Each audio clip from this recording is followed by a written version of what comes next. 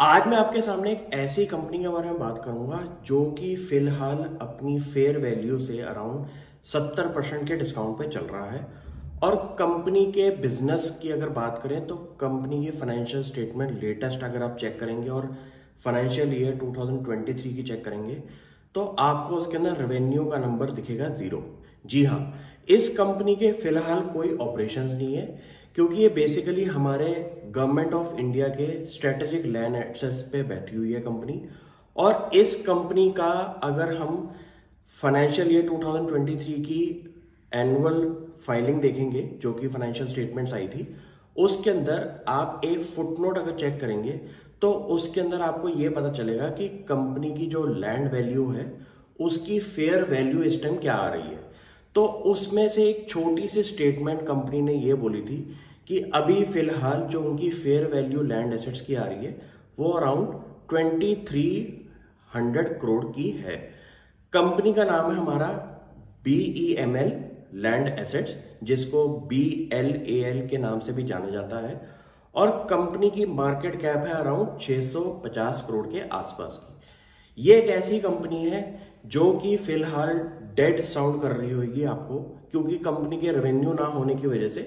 Company के जो share price है वो जब से लिस्टिंग हुई है इस कंपनी की तब से एक डाउनफॉल के अंदर चल रहा है। मुझे लगता है कि अगर आप अपने कोई स्टॉक्स एक स्ट्रेटेजिक वैल्यू की तरह देखें कि यार मैं इस स्टॉक को अराउंड 5-6 साल के टाइम पीरियड के लिए भी रोक सकता हूं और होल्ड कर सकता हूं, तो मुझे लगता है कि इस कंपनी में कोई प्रॉब्लम नहीं आनी चाहिए, क्योंकि ये एक ऐसा लैंड वैल्यू लेके बैठी हुई है कंपनी जिसकी वैल्यू इस टाइम 2300 करोड़ की है, जो कि फेयर वैल्यू उनके ऑडिटर्स ने मिलके बनाई है। फेयर वैल्यू एक ऐसी वैल्यू होती है जहां पे कॉमन एक बायर और एक सेलर मिल सकते हैं इस नंबर पे। तो अगर आप गवर्नमेंट ऑफ इंडिया की विजन आप चेक कर रहे हैं कि उनको डेटा सेंटर्स, बड़ी बड़ी फैक्ट्रीज इंडिया में लगानी है और उनके पास लिस्टेड स्पेस के अंदर ऐसी कंपनीज अगर आपको पता हो जिनके पास एक बहुत बड़ा लैंड एसेट पड़ा हुआ है और कंपनी का स्ट्रेटेजिक काम ही यही है उस लैंड को सेल करके गवर्नमेंट को पैसा दिलवाना। और मुझे लगता है कि जहां कंपनी का मोट बनेगा वो वहां होगा कि जब इन लैंड वैल्यू की डील्स होंगी फाइनलाइज तो एक बहुत बड़ी वैल्यू अनलॉकिंग हो सकती है। अब आप बोलेंगे कि ये बात अगर सबको पता हो तो हम इसमें कैसे पैसा कमा सकते हैं। यहां पे आता है टाइम वैल्यू ऑफ मनी कि कंपनी ने पिछले अगर आप 6 महीने में चेक करेंगे कि कोई भी ऐसी अनाउंसमेंट नहीं करी है कि जहां पे आपको लगे कि उन लैंड एसेट्स पे कोई डील हो रही है।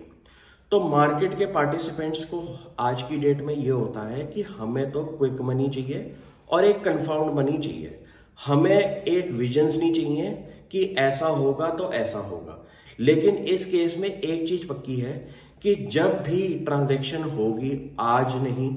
3 साल के बाद, 6 साल के बाद, 10 साल के बाद या फिर 6 महीने में, तो आपको इतना ये पता है कि उसकी जो स्ट्रेटेजिक वैल्यू होगी वो अराउंड 2300 करोड़ तो होगी।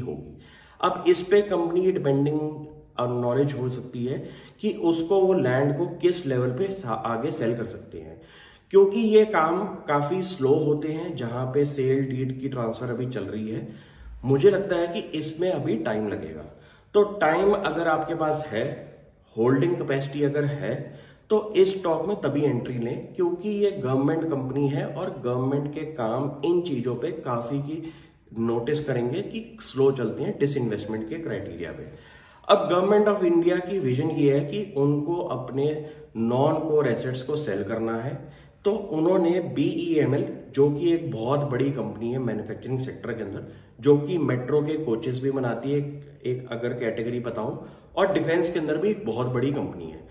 उन्होंने ये बोला कि आप अपने नॉन कोर एसेट्स को सेल करें और उनको सेपरेटली लिस्ट करके उसकी एक वैल्यू सर्टेन करें। तो कंपनी ने, जो कि हमारी BEML है, उन्होंने उस नॉन कोर एसेट्स को एक सेपरेट लिस्टेड एंटिटी के अंदर क्रिएट किया जो कि हमारी BLAL के नाम से है, और उसमें सिर्फ और सिर्फ कंपनी के कोर नॉन कोर एसेट्स पड़े हुए हैं, जो कि सिर्फ और सिर्फ लैंड है, जैसे कि बेंगलोर और मैसूर जैसी अपनी सिटीज के अंदर। तो आपको ये पता चल गया है कि गवर्नमेंट का एक डायरेक्शन ये है कि उनको पैसा चाहिए डिसइन्वेस्टमेंट करके, उनके पास एक लिस्टेड एंटिटी क्रिएटेड है जो कि वो सेल करके आगे इन्वेस्टर्स को भी पैसा मिलेगा क्योंकि उनकी शेयर होल्डिंग है उसके अंदर, प्लस गवर्नमेंट को भी इसमें फायदा मिलेगा। लेकिन इसमें सबसे बड़ा नॉर्मल रेड फ्लैग जो मुझे दिखाई देता है वो है टाइम। जब ये डील होगी उसका किसी को कोई आइडिया नहीं है, क्योंकि इसके बारे में कहीं पे भी कोई नॉलेज नहीं है कि इनके बारे में कोई प्रोग्रेस चल रही है।